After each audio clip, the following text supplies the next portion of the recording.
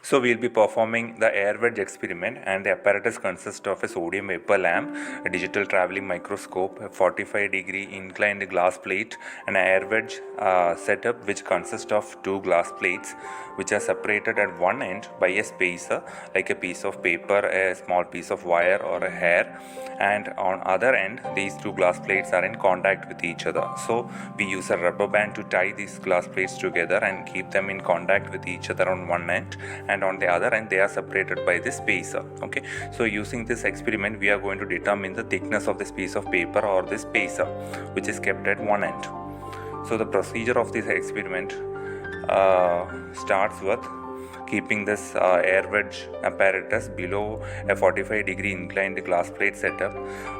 so that you can achieve normal incidence of light from a source like a sodium vapor lamp. So light rays from a source is incident on this 45-degree inclined glass plate to achieve normal incidence on an air wedge setup.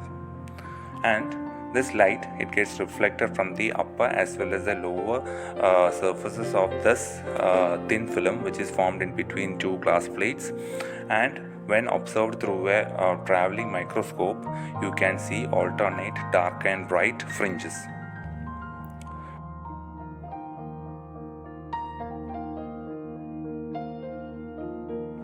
If you observe through the eyepiece of the microscope, then you can observe alternate dark and bright fringes of equal width.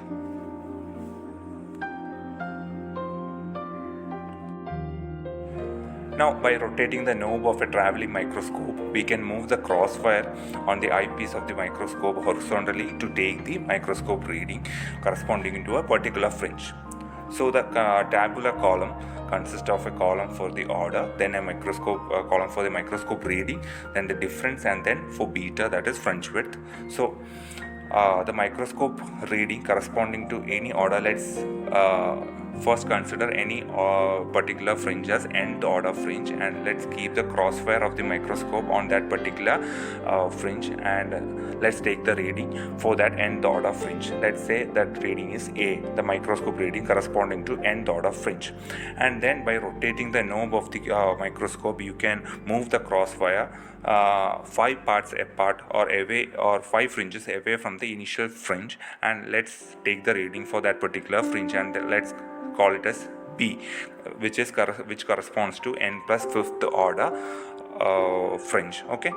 so you have microscope readings corresponding to nth order fringe as well as n plus 5th order fringe. Now let's take the difference in these microscope readings, that is difference x is given as B minus A. So this difference will give you the thickness, or it will give you the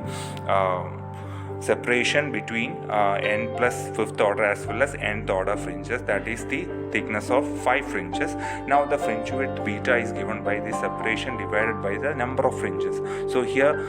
we have taken the difference in order as m. So while performing the experiment we have taken nth order and n plus 5th order, so we have m is equal to 5. So we know beta is equal to the difference divided by 5, okay, which will give you the width of one fringe.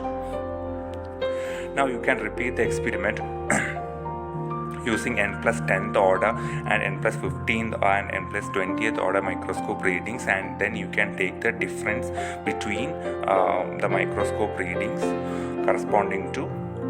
fringes which are 5 fringes apart. Okay, so that you can obtain beta in each and every case by dividing the difference or the separation x divided by m, and then you can obtain the mean value for beta. Once you have mean value of beta, then you can determine the diameter d of the spacer, which is given by lambda L by 2 beta, where lambda is the wavelength of the source, that is sodium vapor lamp, which we have used in this, that is 5893 Armstrong, and L is the length of the glass plate, which is 7 centimeter in this case, and beta, which we have obtained in millimeter, can be substituted to calculate d, which gives you the diameter of the spacer or wire or a piece of paper which we have kept in between two glass plates.